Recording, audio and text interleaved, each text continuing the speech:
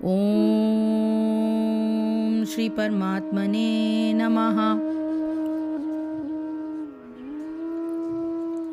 श्री भगवानुवाच असंशयं महाबाहो मनः दुर्निग्रहं चलम् अभ्यासेन तु कौन्तेय वैराग्येन च गुह्यते।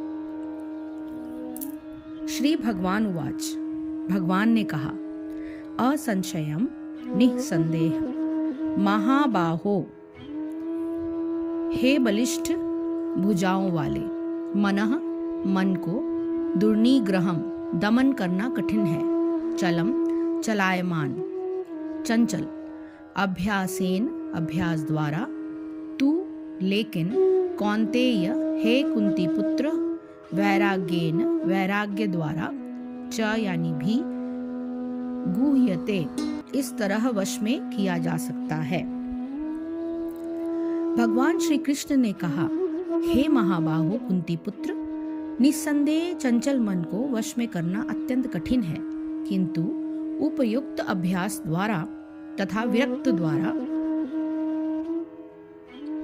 ऐसा करना संभव है। अगर आप चाहें तो अभ्यास के साथ आप अपने मन को वश में कर सकते हैं। इसका तात्पर्य यही हुआ कि अर्जुन द्वारा व्यक्त इस हठीले मन को वश में करने की कठिनाई को भगवान स्वीकार करते हैं। कहते हैं कि हाँ, ये सही है कि इसको वश में करना कठिन है, किंतु साथ में ये भी सुझाते हैं कि अभ्यास द्वारा, वैराग्य द्वारा यह संभव है। यह अभ्यास क्या है? वर्तमान युग में तीर्थवास, परमात्मा का ध्यान, मन तथा इंद्रियों का निग्रह, ब्रह्मचर्य पालन, एकांतवास आदि कठोर विधि विधानों का पालन कर पाना संभव नहीं है, किंतु कृष्ण भावनामृत के अभ्यास से मनुष्य भगवान की नवधा भक्ति का आचरण करता है। ऐसी भक्ति का प्रथम अंग है कृष्ण के विषय में श्रवण करना, यानी कृष्ण के बारे में सुनना, जानना, उनकी भक्ति करना। मन को समस्त प्रकार की दुश्चिंताओं से शुद्ध करने के लिए यह परम शक्तिशाली एवं दिव्य विधि है। कृष्ण के विषय में जितना ही अधिक श्रवण किया जाता है, उतना ही मनुष्य उन वस्तुओं के प्रति अनासक्त होता है जो मन को कृष्ण से दूर ले जाने वाला है। मन को उन सारे कार्यों से विरक्त कर लेने पर, जिनसे कृष्ण का कोई संबंध नहीं है, मनुष्य सुगमतापूर्वक वैराग्य सीख सकता है। वैराग्य का अर्थ है पदार्थ से विरक्ति और मन का आत्मा में प्रवृत्त होना। निर्विशेष आध्यात्मिक विरक्ति कृष्ण के कार्यकलापों में मन को लगाने की अपेक्षा अधिक कठिन है। यह व्यवहारिक है क्योंकि कृष्ण के विषय में श्रवण करने से मनुष्य स्वतः परमात्मा के प्रति आसक्त हो जाता है। यह आसक्ति परेशानुभूति या आध्यात्मिक तुष्टि कहलाती है। ये वैसे ही है जिस तरह भोजन के प्रत्येक कौर से भूखे की तुष्टि प्राप्त होती है, यानी भूखे इंसान को तृप्ति मिलती है। भूख लगने पर मनुष्य जितना अधिक खाता जाता है, उतनी ही अधिक तुष्टि और शक्ति उसे मिलती जाती है। इसी प्रकार भक्ति संपन्न करने से दिव्य तुष्टि की अनुभूति होती है, क्योंकि मन भौतिक वस्तुओं से विरक्त हो जाता है। यह कुछ वैसा ही है जैसे कुशल उपचार द्वारा, सुपथ्य द्वारा रोग का इलाज। अतः भगवान कृष्ण के कार्यकलापों का श्रवण उन्मत्त मन का कुशल उपचार है, और कृष्ण को अर्पित भोजन ग्रहण करना रोगी के लिए उपयुक्त पथ्य है। यह उपचार ही कृष्ण भावनामृत की विधि है। श्लोक संख्या 35 में भगवान ये कहते हैं कि हे महाबाहो, निस्संदेह मन चंचल और कठिनता से वश में होने वाला है, किंतु कुंती पुत्र अर्जुन अभ्यास अर्थात स्थिति के बारंबार यत्न करने से और वैराग्य से वश में होता है। इसको कर पाना संभव है, इसलिए इसको अवश्य वश में करना चाहिए।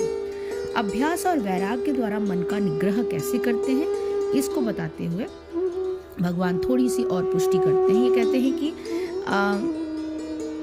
ये श्लोक जो है 35th श्लोक ऑन चैप्टर 6, ये अत्यंत ही इम्पोर्टेंट श्लोक है, और इसमें दो चीज़ें बहुत ज़रूरी है, एक अभ्यास और दूसरा वैराग्य। दोनों उपायों के महत्वपूर्ण अंगों पर ध्यान देना अति आवश्यक है। अभ्यास का क्या है? किस प्रकार की स्थिति को प्राप्त करने के लिए बार बार प्रयत्न करना अभ्यास कहलाता है। एक अत्यंत प्रसिद्ध दोहा है, करत करत अभ्यास ते जड़मती होत सुजान, रसरी आवत जात ते पाथर पड़े निशान। यद्यपि कुएं से पानी निकालने के लिए प्रयोग में आने वाली रस्सी कुएं पर लगे पत्थर की तुलना में कहीं अधिक कोमल होती है, परंतु बार बार पत्थर पर घिसने के कारण यह पत्थर में भी अपना स्थान बना लेती है। इसी प्रकार मन को वश में करने के लिए अभ्यास की बड़ी महिमा है। इस अभ्यास के करने से कभी उकताना नहीं चाहिए और न प्रारंभिक असफलता से हतोत्साहित होना चाहिए। संसार में जिसने भी जिस क्षेत्र में सफलता पाई है उसके मूल में अभ्यास की ही महिमा दिखाई देती है।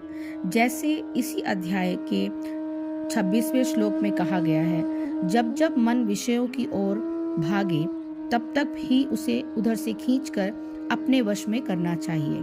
इसके लिए तत्परता, लगन और परिश्रम आवश्यक है। परंतु साधना में पूर्ण सफलता भगवान की कृपा पर विश्वास और उत्साहपूर्वक उस कृपा की प्रतीक्षा से ही होती है। और वैराग्य क्या है? विषयों में अनुकूलता का आभास होने से उनमें सुख बुद्धि और रमणीय बुद्धि हो जाती है। यही विषयों में राग कहलाता है। परंतु दत्तचित्त होकर इस पर विचार किया जाए तो यह निश्चय होने में देर नहीं लगती कि ऊपर से सुखकर और रमणीय दिखाई देने वाले विषय वास्तव में अत्यंत क्लेशकर, दुखकर और कष्टकर होते हैं। इस प्रकार बार बार विचार से और महापुरुषों के सत्संग से भगवान की कृपा की थोड़ी सी झलक भी मिल जाने से विषयों से सुख बुद्धि समाप्त हो जाती है। यही विषयों में वैराग्य होना है। यहाँ यह अवश्य समझना चाहिए कि सांसारिक विषय सर्वथा त्याज्य नहीं है। कुछ परिस्थितियों में वे परोपकार के लिए सहायक और उपयोगी भी सिद्ध हो सकते हैं, परंतु उन्हें केवल उचित उपयोग तक ही सीमित रखना पड़ता है। उनसे सुख पाने की आशा केवल एक दुराशा है। अभ्यास और वैराग्य के विषय में एक उदाहरण बहुत उपयोगी है। यदि हमें नहर से अपना खेत सींचना है तो नहर से खेत तक हमें नाले बनाने पड़ेंगे। नाले बनाने के कार्य में फावड़े इत्यादि को बार बार प्रयोग कर भूमि को खोदना पड़ेगा। यही अभ्यास का रूप है। परंतु नाला खुद जाने पर हमें उसके किनारे मिट्टी लगाकर ये सुनिश्चित करना पड़ेगा कि नाले में आने वाला पानी नाले से बाहर न जाए। ऐसा ही स्वरूप वैराग्य का है। चित्त वृत्ति को भगवान की ओर ले जाने में चित्त को बार बार भगवान में लगाना पड़ता है और साथ ही चित्त वृत्ति की सब ओर से सुरक्षा की जाती है कि कहीं वो बाहर निकलकर विषयों की ओर न चली जाए।